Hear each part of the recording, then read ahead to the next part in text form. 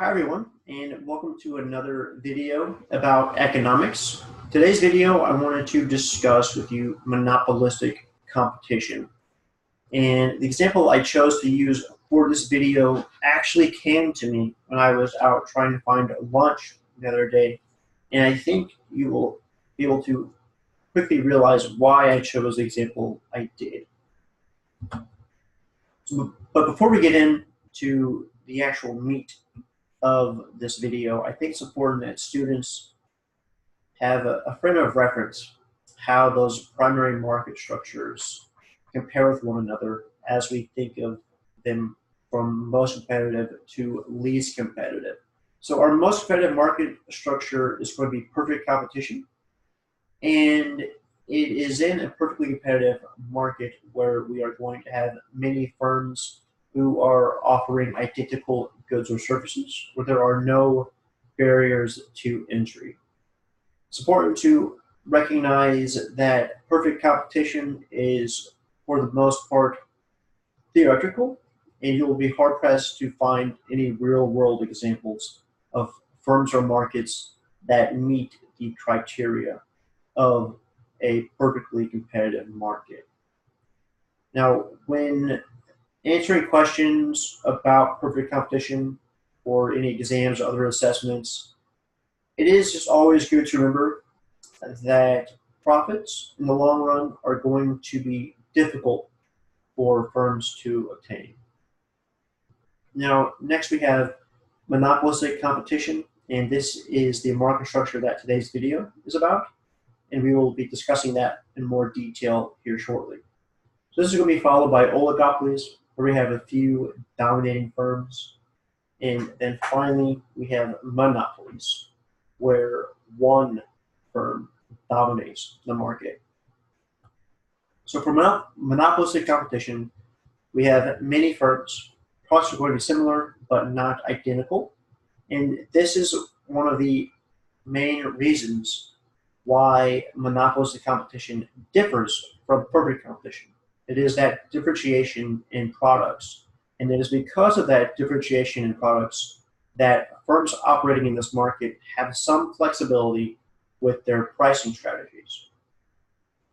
If you think about who you go to get your haircut, if they were to increase their price just a little bit above their competition, chances are you're going to continue to go to them to get your haircut because you've built maybe a relationship with that individual or a sense of loyalty, or you know that they are consistent with how they cut your hair, or maybe you're just more comfortable with them. Whatever the reason might be, they have been able to separate themselves from their competition, and they are likely going to be able to maintain your business even if they were to increase their price slightly.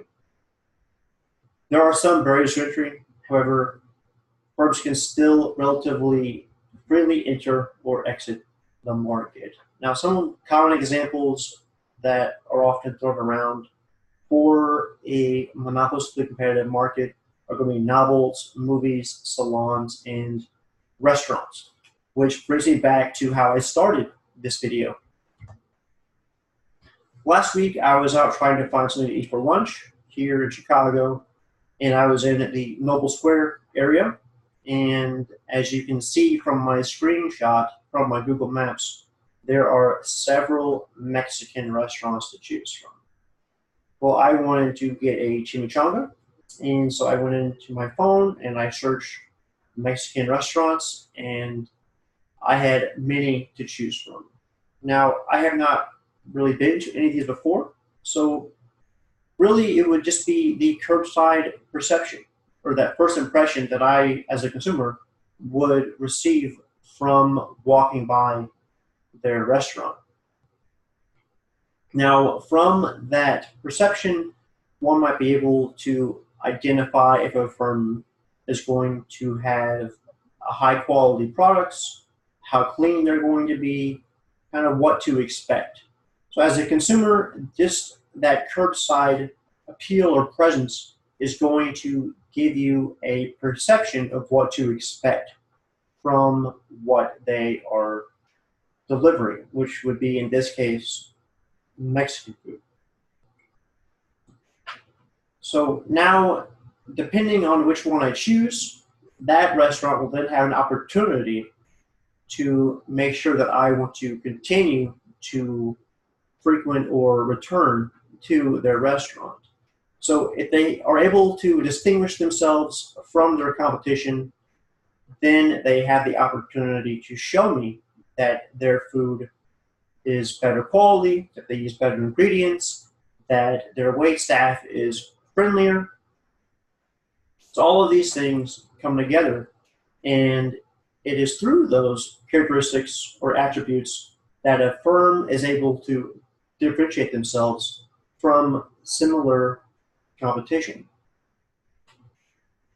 Now, this applies to all firms in a monopolistically competitive market. It could be clothing.